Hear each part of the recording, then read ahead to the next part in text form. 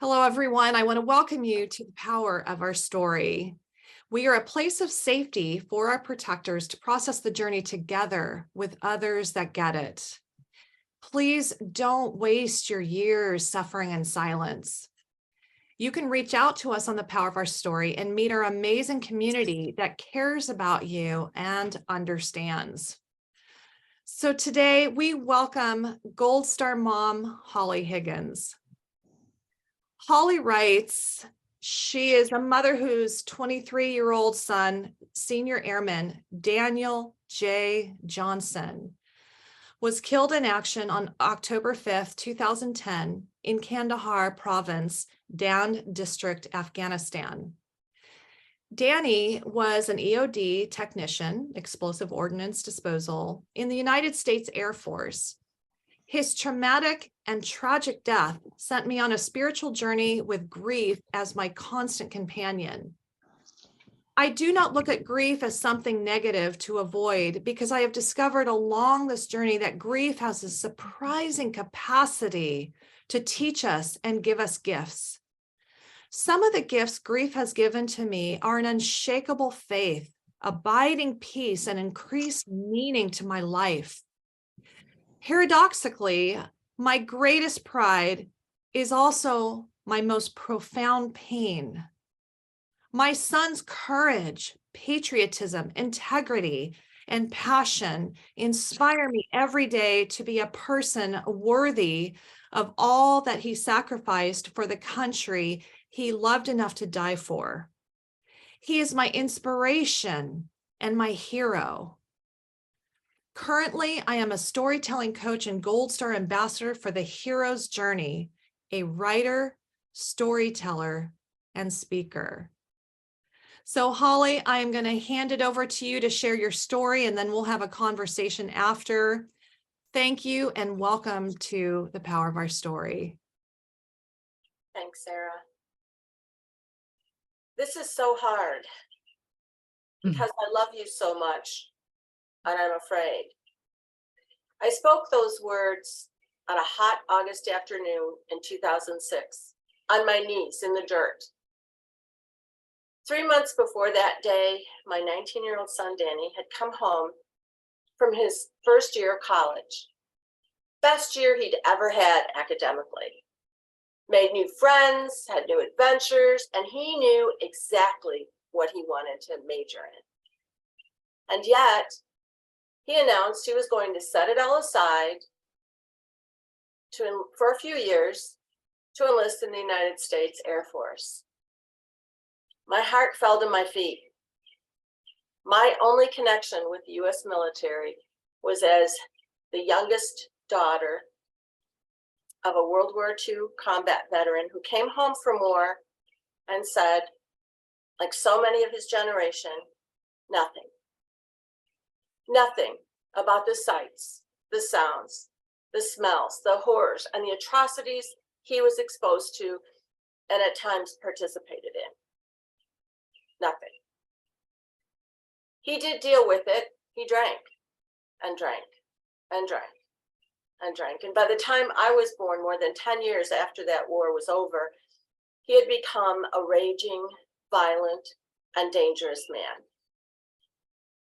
He did eventually seek treatment, but not until his addiction cost him everything that mattered, including his health. In fact, I was the only family he was able to restore a relationship with before he died. And sadly, he only lived 2 years in sober recovery. But in those 2 years, he discovered the healing power of storytelling through his connections with AA. And shortly before he died, he shared one combat story with me. That one story answered all the whys I had cried myself to sleep with as a child. Why was my family so violent and so broken? At 21 years old, I knew, and I took all of that pain, and I determined the responsibility for it lay at the feet of the U.S. military. I turned my back. I told myself I would never, ever again have any connection with the U.S. military. And there I was, all these years later, and my beautiful, bright, talented, handsome 19-year-old son was telling me he wanted to follow in my father's footsteps. That was a summer of many discussions, mostly Danny discussing and me crying and praying that I'd find the words to talk him out of it. And on that hot August afternoon in 2006, I was out in the back garden working, and Danny quietly came out, sat down beside me, and silently started pulling weeds next to me. Now, anyone who's raised kids, I'm seeing smiles, anyone who's raised kids, knows a kid or was a kid would know at that moment something's up. And I knew he had received notification that he was part of a group of exceptional recruits invited to be sworn in by a general at a special ceremony in front of dignitaries at the Chicago Air and Water Show the next weekend. And it was a great honor, and he wanted me there with him. So while he patiently pulled those weeds, I rocked back, waiting for confirmation. I rocked back on my heels and I looked up at that deep blue sky. And in my heart, I pleaded and cried out for the magic words that would make him change his mind. And that's when I said, this is so hard because I love you so much and I'm afraid. The moment I spoke those words, I was reminded of what I taught him and his brothers about love and fear. Those magic words did not change his mind. They changed my heart. And I found myself saying, my love is greater. My love for you is greater than my fear. So I will be at that ceremony. So the following weekend, my husband and I stood behind a velvet rope on a hot sandy beach in Chicago and witnessed what was up until that point the most noble and honorable ceremony we had ever witnessed. And afterwards, I told Danny that I was humbled. Months later, we were down at Lackland Air Force Base, where he graduated from basic training in the top 10%. He stood so straight and tall in his crisp new uniform, and he talked to me about what integrity and commitment meant to him. I was astonished at the transformation, and I told him I was so proud and I was so impressed. Months later, we were down at Eglin Air Force Base at the Naval School for Explosive Ordnance Disposal, EOD. I think there's somebody here today from who is EOD. Bomb squad to us civilians, where he graduated with honors, and that ceremony for me was awe-inspiring. The knowledge, the skills, the talent, the focus, the maturity, and the self-control he had developed, and he was still my humble boy. I was so proud of him, and I told him. 3 years later, he was deployed to Afghanistan. And on October 5th of 2010, after a long day of disarming IEDs, and the Air Force told us that they can average out a savings of 5 lives for each IED that is safely disarmed. And that day they had disarmed 6 IEDs. So they had saved a lot of lives. They were tired and they were ready to call the end of the day. And yet the dog they were working with kept going to the same spot, indicating there was something there. The equipment wasn't picking anything up. The combat engineer went back several times with equipment and he couldn't find anything. So they ended the day. Now, during this mission, they'd been attached to allies and most recently to the Canadian Army. And Danny was born and raised up in northern Minnesota, right below the Quetico Provincial Park.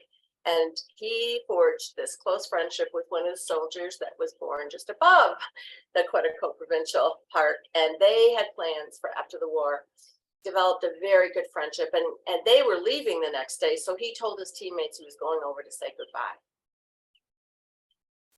As he walked toward the Canadians, he had to walk past the area that the dog had been indicating there was something. And Danny stepped right on that pressure plate. There was only one life lost in that blast, thankfully. When I finally came out of that thick fog of profound grief, the first words I could articulate was that I was so grateful that I had supported him in his journey with the United States military. Friends and family were baffled by those words, and several said that that's odd because if he hadn't been in the military, he wouldn't have been in Afghanistan, he wouldn't have been killed at 23 years old. And perhaps that's true. But what I'm grateful for and will always be is that on that hot August afternoon in 2006, I chose to trust love over fear. My son's experience of the United States military was very different than my father's. And had I not made that difficult choice, he still would have gone to that honorable, noble, and humbling swearing-in ceremony. I would have missed it. He still would have graduated from basic training in the top 10% and stood straight and tall in his crisp uniform and talked about what integrity and commitment meant to him, just not to me. And I wouldn't carry a precious memory I carry in my heart. At the end of that weekend, after we hugged goodbye, he turned on his heel and he started to glide away. I don't know about you guys, but I used to think that at basic training, they learned to march and run in formation. Well, not the Air Force, at least not Danny. He learned to glide. My husband leaned in and he said, excuse me, he said he left home a boy. Look at that confident young man. What more could we want?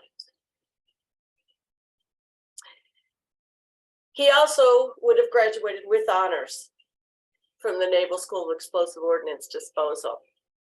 I would have missed that awe-inspiring ceremony, and he still would have been deployed to Afghanistan and been killed on a dusty road 7,000 miles from home. The only difference there is he would have died, never having heard me tell him how proud I had become of the man he had become. Grateful I will always be that I chose love over fear.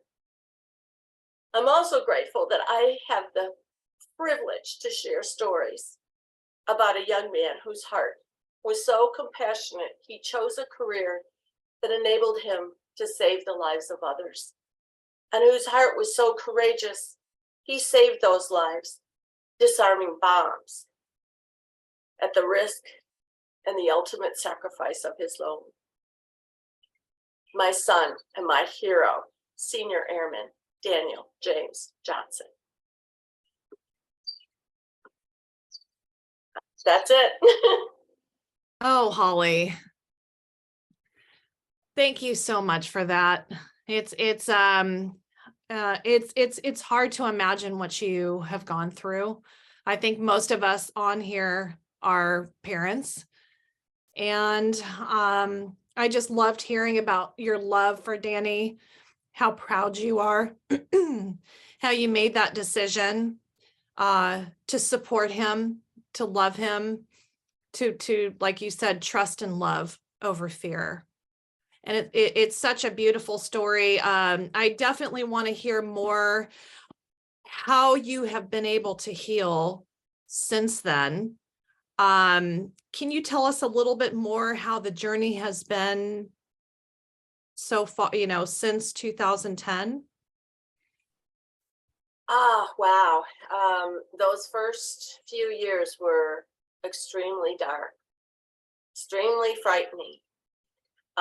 One of the quotes that comes to my mind that was from C.S. Lewis, and I always paraphrase these quotes, but something about how I never knew grief was so lonely or so frightening. And it's all of that. As the mom, I felt, even though I have this large family, tons of people surrounding me, I felt very alone, and all I wanted was to be around other moms who knew what it was like to have their children killed in war And that's a tough thing to find. And for me now, that is the greatest privilege I have, is to be there for other moms who lose their children in a war. And though we're all different, and we all have different stories and different backgrounds, there is some common piece in our pain that we can share, and that I can just be there. And that's, that has been a huge healing component for me. That, and not being afraid of the grief and all of the frightening times where you actually think you're losing your mind, and you think you're never going to be able to go out again. You can't breathe. You can't, your whole world blows up. Everything you thought you believed in, you question. Everything I questioned, everything, to my sanity. But I had the most incredible support in my husband, who literally carried me, virtually and literally, for that time. And kept telling me not to be afraid, not to be afraid of the darkness, not to be afraid. There's light, there's love, it's there. Just go through it. And that's what we did. And I've learned through storytelling, before I even was trained as a storyteller, before I ever met Scott Mann, who founded The Hero's Journey, which is really all about storytelling and finding healing in it. I kind of instinctively knew that. The first thing I did do early on was write to all of his friends and every family member and said, anything you can tell me, I don't care if it's one sentence, anything, any memory, please share that, because I'll never have new memories. And I have just, gobs of stories about Daniel. To the funniest one was just a one sentence from one of my sisters-in-law on the Thanksgiving before he was deployed. And we were all together, and we knew he was going to be deployed. That one was going to be to Iraq, so that wasn't the Afghanistan. But it was like 50 people gathered in the family, and it was time to pray for the meal. And Jane said, I'll pray. And so she said the prayer, and at the end she said, and please, God, please bless Dan, because he's being deported. It was just such a cute, those, it showed me I could still laugh again. I could still laugh. And pretty soon I discovered that the laughter and the joy and the gratefulness for what remained was greater than anything I had ever experienced before those dark, dark days. Meaning came back to my life when I discovered I could be there for others, and purpose. And that to me is, when we can find meaning and purpose, that's what we're wired to do. And when we don't have that, that's when we really fail and in our hearts and fall. And I just discovered that through my grief, through that companion, the gifts I received were so amazing that my life is something I never dreamed it could be. And that's a gift. And I look at grief as a gift, because it helps us mourn. It helps us mourn, and that's so important. And our culture doesn't encourage that. So beautifully said. I what I heard you saying, what we actually talked a little bit about last night, we had to remember the word, but it's how you repurposed your pain.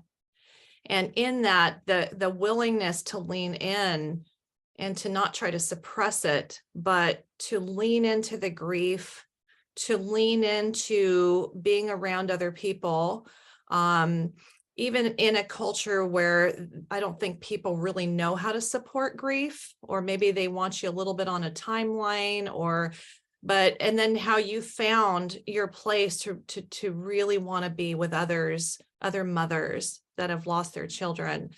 That's from all the time that we've spent together, all the stories that you have shared. It is really amazing to see how you've gotten such a passion and joy in purpose and meaning with storytelling and connecting with others. And, I think most of us could say, I don't think there's anything that could be harder than losing a child. I've never lost a child. I can only imagine. And just to see the hope that you bring, that you may not feel like you could survive it, but you can survive it, that it's not easy.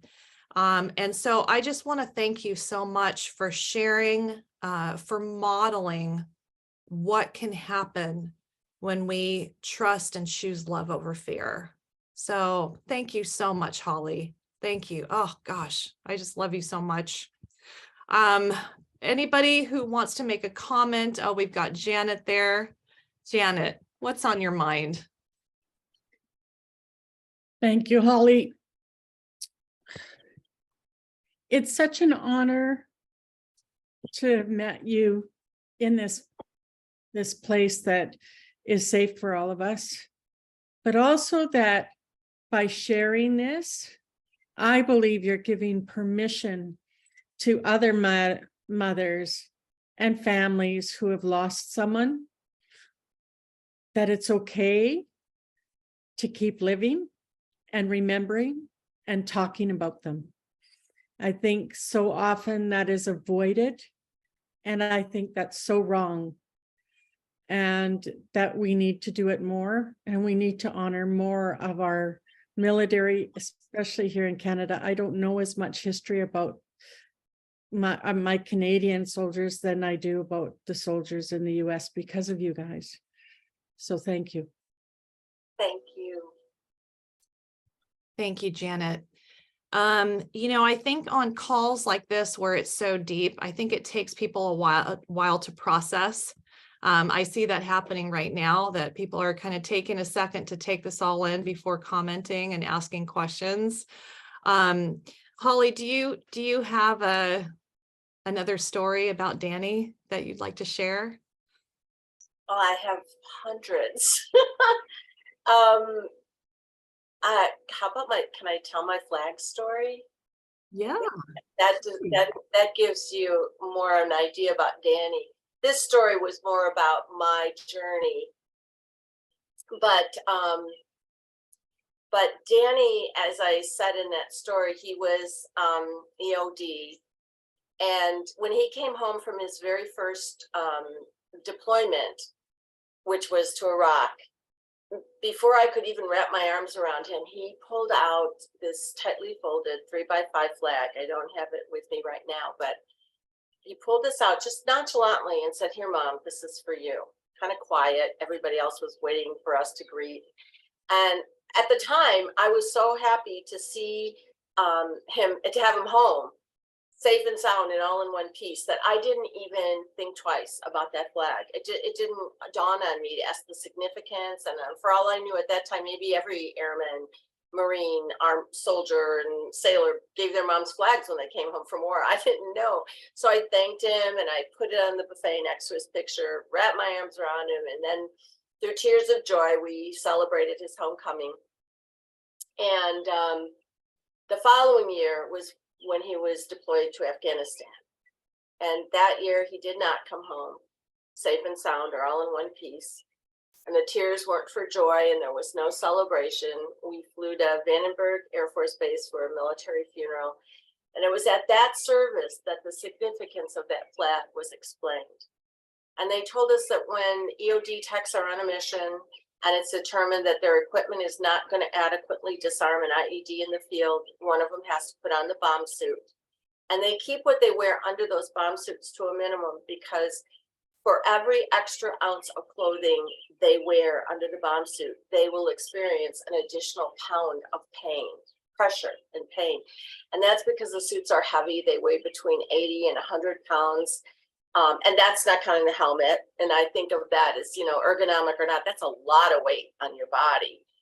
And they're hot. They go up to 120. Sometimes I recently saw 130 degrees. They can be that hot inside. They're lined with armor and computer wear.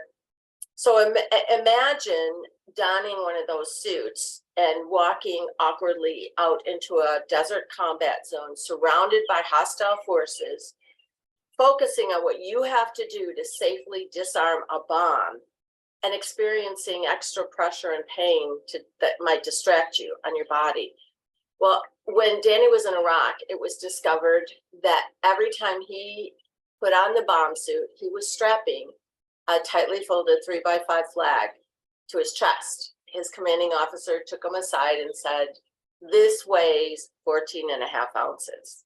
That's 14 and a half pounds you're taking on." We have patches that with Velcro, we have guys get tattoos. I highly recommend you consider one of those options.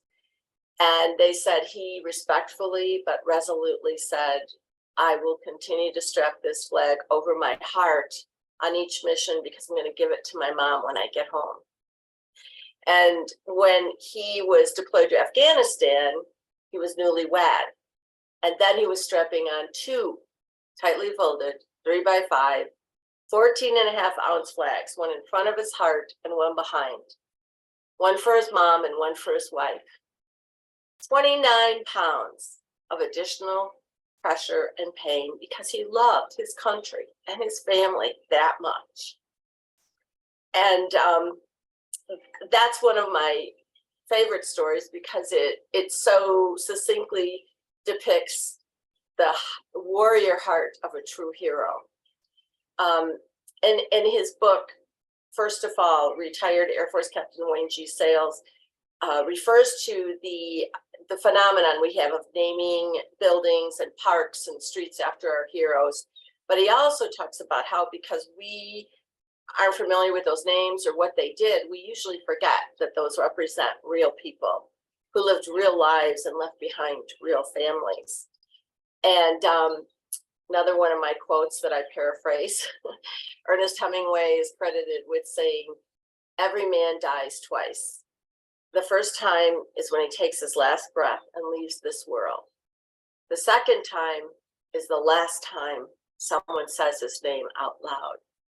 So when I tell this story, I always encourage people that from now on, when you walk in a building or through a public park named after a hero, or you're driving down the highway, you see a sign that says so-and-so Memorial Highway, no matter who you're with, no matter what you're doing, say that hero's name out loud. And then whisper a prayer for the family, the real family, that real hero left behind. That's a beautiful reminder. I will never see statues or the same after hearing this story. I love that. And what an honor to remember the story of Danny's heart, of how patriotic he was, to add 28 pounds, just wanting the flag for his mother and wife on him. It's beautiful.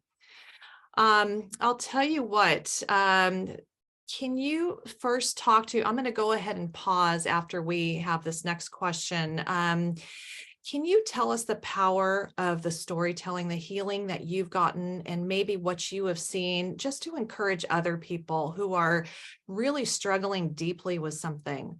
What have you found with the power of sharing stories and writing stories? You know, I've been privileged to be the storytelling coach with the Hero's Journey, and we started the first official workshop we did was July of last year, 2022, and since then, there's been many, and I just want to share that every single time people come in, most people come in going, you know, their eyes big, and they're kind of like looking around thinking, what am I doing? Why am I here? Some of them think they're there even though it's called a storytelling workshop, a lot of people get the impression they're going to write. It's going to be a story writing workshop. So they're all ready to sit and write, which we do to get the ball rolling. But most often, almost everyone says at some point, I don't have a story to tell. I don't have much. Mine's not that impressive. And I can't tell you I can tell you every single story I've been privileged to listen to has touched me deeply. Everybody has stories. We all have them. So many, and they're poignant and they're meaningful. And one of the things that we tell people is the best stories are the ones you don't want to tell others. But the very, very best are the ones you don't even want to tell yourself. They're there, they're deep. And we call it the generosity of scars when they're difficult stories. Like, I'm not proud of the fact that I had this horrible attitude toward the military. It was terrible. And now that I have such a different, 180 degrees, it's a scar that I share, hoping others who maybe struggle with that can see that maybe that, find hope, find meaning, find a different path to get through their struggle. So it's we call the generosity of scars, and like Sara said, repurposing our pain to give other people hope. And when you do that, it just compounds your peace and your joy and your, this work is so exhilarating for me. I get physically exhausted, but on these trips and working with the play, I come home, I sleep for days, but my spirit is always so refreshed. So storytelling, and that's what the play is, storytelling. Storytelling is what we're wired to do. We're the only species who do it. And we've been doing it before written words. So it's really powerful. And it's alive. There's another, it's like a talk all morning. It's alive and it's dynamic. That's another thing about storytelling. Every time you tell your story, it's going to be a little different. Different things hit you that come out and we also do we teach something called a pre-engagement preparation, where we actually prepare for the audience. We don't know who they're going to be, but we seek guidance from wherever you seek guidance, God, the universe, your spirit, but guidance to be tuned into what the audience needs.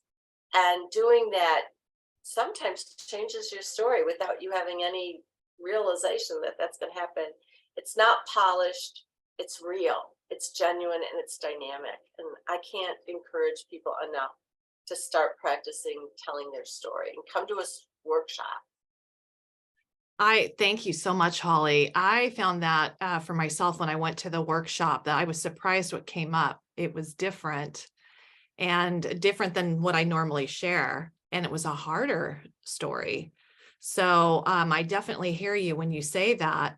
And I also want to encourage everybody, and also those watching this recording, check out Scott Mann's Generosity of Scars.